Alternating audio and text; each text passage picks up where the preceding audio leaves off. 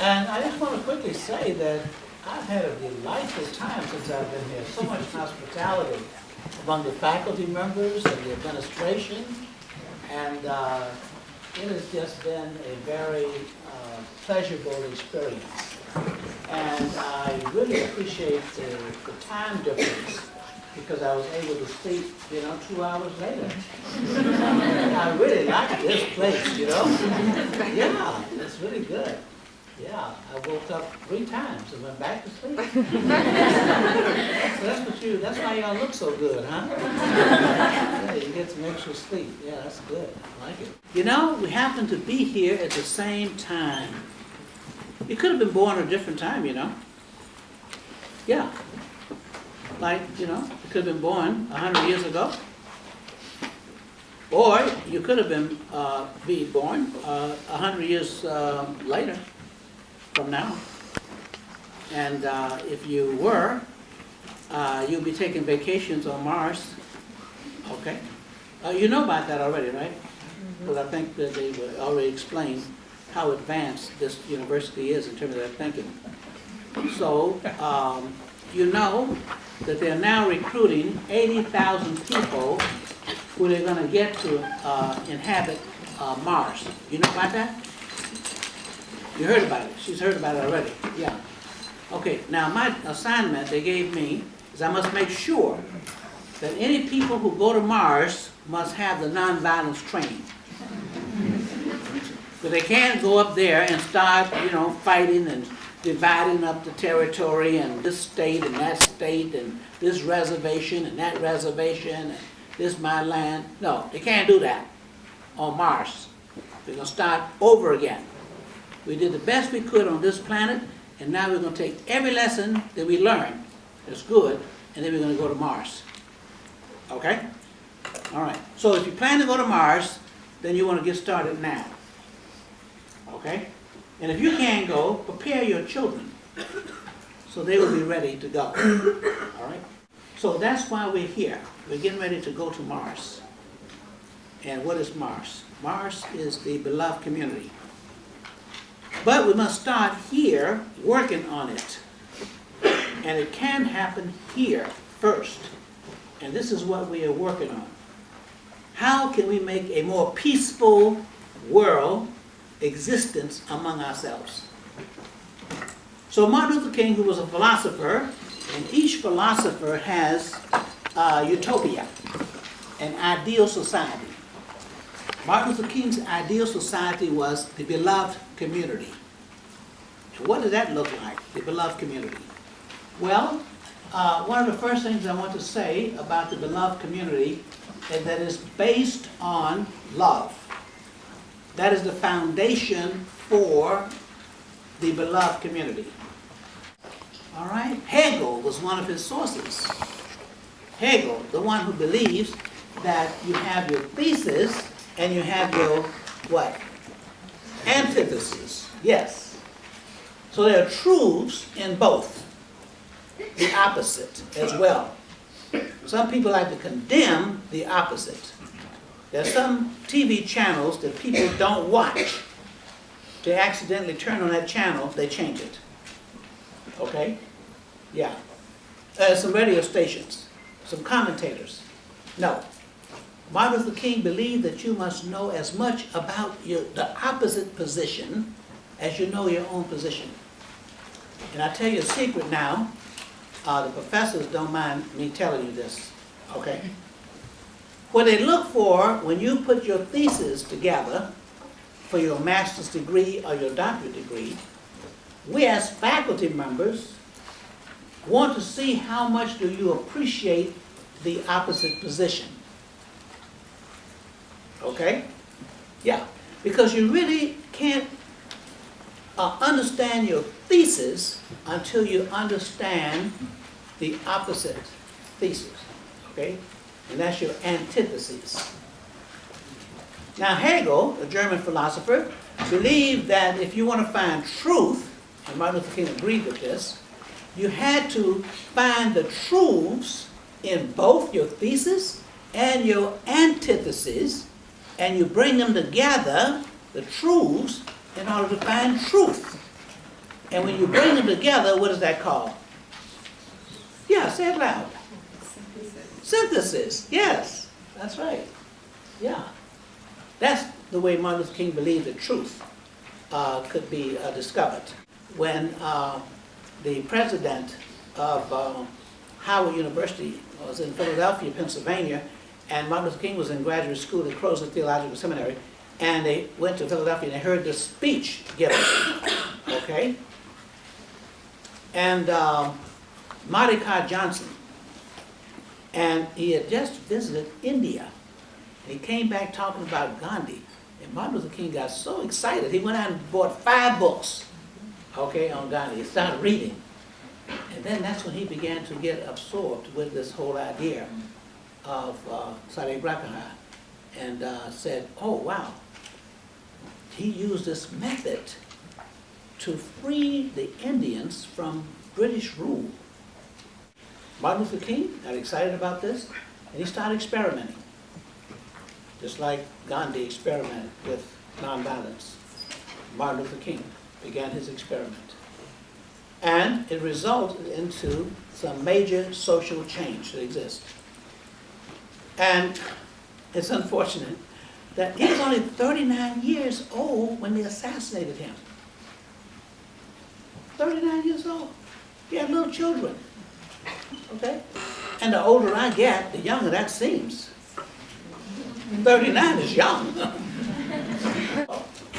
This young lady, Diane Nash, back in the 60s, okay, the days of chauvinism, okay, and we tried to protect the women, even though, you know, they went on these demonstrations with us.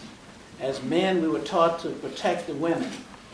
So we formed lines on the outside when we went down to demonstrate, okay, and we were trying to make sure that they didn't get hurt, because, you know, we felt a sense of responsibility in our manhood. But you know what those women told us? Well, I was sitting on the stool in Nashville, and this hoodlum guy came up, and we wouldn't move. He got matches. He struck a match and stuck it to the girl's hair. And sitting next to me, I never will forget that feeling. I can feel it right now. I really tested my nonviolence. You know? And I went to try to, you know, buffer her and everything. You know what she told me? Don't interfere with my suffering.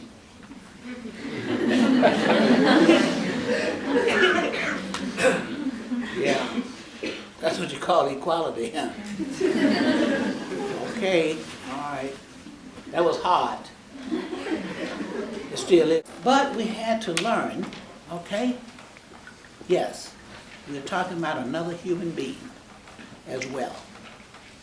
And I must respect the fact, even in terms of gender, that when people are suffering for the right cause, it builds character. So nonviolence is all about not simply turning the other cheek physically. No, no. It means if someone shows you how unkind they could be, unloving, okay, disrespectful, then you have the opportunity to show them how respectful you can be, how kind you can be. That's the other cheek. So what you're doing is resisting that kind of behavior. And that's the way you fight back in terms of nonviolence. It does not mean not fighting back. It's how you choose to fight back. You fight back by showing people your best when they show you their worst. Hey, we have a method for dealing with this disease that's called violence. It's a public health problem. CDC, okay, the Center for Disease Control, they have classified violence as a public health problem. So what we're saying to you is that Martin Luther King, in his teachings of nonviolence, okay, has given us a prescription to cure a very deathly disease, violence. We know how to do that. Okay? Yeah. Transformation is what we're talking about. All right? So, therefore, we work very hard at helping people understand how they can employ these steps, principles, and this philosophy, okay, to many different situations. So that's what we do. Also, the policemen, we train the inmates, and we train people in schools, and that sort of thing, etc. Okay? Now, when I was kidnapped, I behaved very unorthodox. Because when they took me in, there were 4 of us they kidnapped. Okay, the peace commissioner, the priest who was the chaplain for the state of Antioquia, and the governor there, and they took me. Okay, I walked along. I was very tired. Now the older people didn't have any problem because they were used to walking, but us young people, you know, they was thoroughly exhausted. So I looked at my watch, and it was like 2:30. We hadn't had lunch. So I said, wait a minute, it's time for me to eat. So they got the AK-47 and stuck here. I said, no, you misunderstand me. I want to eat. So some of them didn't understand English, so I said, yo quiere comer. Yeah, I can speak a little Spanish too, you know. Enough to eat, you know. Yeah. So they kept sticking the gun in my side, so I got a little testy, you know. I said, no, yo quiere comer. Pronto. Aquí. I mean, I want to eat right here, right now. And so they start talking in Spanish. I said, listo. I think that means shut up or something. I can't remember now. It's so long. There was a rock over there, and I went and I sat on that rock. I said, I'm going to, here, bring the food. He looked at me. He said to himself, he doesn't know how to be kidnapped. There's no training, whatever. Unusual but genuine behavior in an extreme situation. Unusual but genuine behavior in an extreme situation has the potential to arrest the conscience of your assailant. In other words, I did not behave in the expected way. So therefore, they were thoroughly confused. And they had to regroup. He came, and he then met with me. And as a result of meeting with me, he had to make a decision whether he was going to kill me, okay, or whether he was going to feed me. The next thing happened is they brought these the tacos, and when I ate, everybody ate. So the troops really liked me. So I think what happened, I don't know for sure, and I'm not going to say it was a fact, but I think El Paiso realized that I would be difficult to deal with, and so he had to decide he was going to kill me or free me. And obviously he made the latter decision. They put me on a horse. I told them I couldn't ride a horse. They said, oh no, everybody ride a horse around here, you know. What you mean you can't ride a horse? That's like you can't walk. You know what I mean? Ride a horse. I said, I can't ride a horse. I mean, I don't know horse. And so I got on the horse. They put me on the horse, and I stuck my heels of my shoes under the horse's belly. That's what you don't do. The horse got up and reared up and everything. So I obeyed, and we in the horse, they led me on out on the horse, and that's how I got free. But that's just another example of different experiences we've had. But the nonviolence made all the difference. Now, what we're interested in doing, my last words with Martin Luther King, on April 4th, 1968, Memphis, Tennessee, Lorraine Hotel, room 306, that morning at 7 o'clock. Martin Luther King woke up early and he went to bed late. I never caught him asleep the whole time I was with him. Never. I tried. Never caught him asleep. but we were working on the press statements so we can go, I could go to Washington DC and open up the campaign office for the Poor People's Campaign. So what happened is I was getting the finishing touches on this press release. And then Martin Luther King said to me, when we finished that, it had nothing to do with the press release, non sequitur. He said, now when we finish, he said, now the next thing we want to do, Bernard, is to institutionalize and internationalize nonviolence, comma. Because he believed that if we put nonviolence into institutions, people can learn how to resolve problems peacefully and to prevent problems. Violence prevention, violence intervention, okay? And how we can live together in a peaceful communities and societies. Some people wouldn't be divorced today if they had nonviolence training. Like me, I don't argue with my wife. She's right all the time. So when we get into a serious disagreement, I say, oh, darling, maybe you're right. Maybe. But time will tell. You don't have to tell somebody that they're wrong. Time will tell. You know? Yeah. So let time take care of it. You be your nice, loving self. Okay? Don't let nobody change you.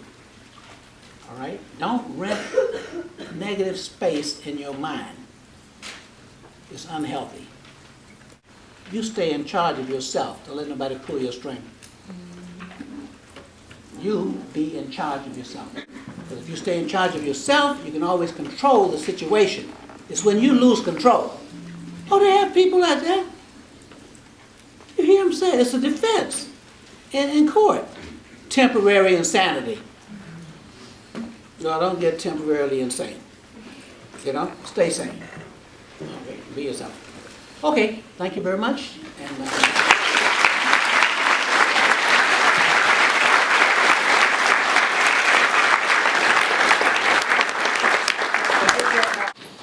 past award recipients was given here by the center at UCI included His Holiness the Dalai Lama, Mikhail Gorbachev, and most recently Mary Robinson, the 7th President of Ireland and former UN Commissioner for Human Rights, and President Carter for his role that he played in the historic Camp David Accords between Israel and Egypt. Tonight we are delighted and honored to do so again by giving the Reverend Dr. Bernard Lafayette Jr.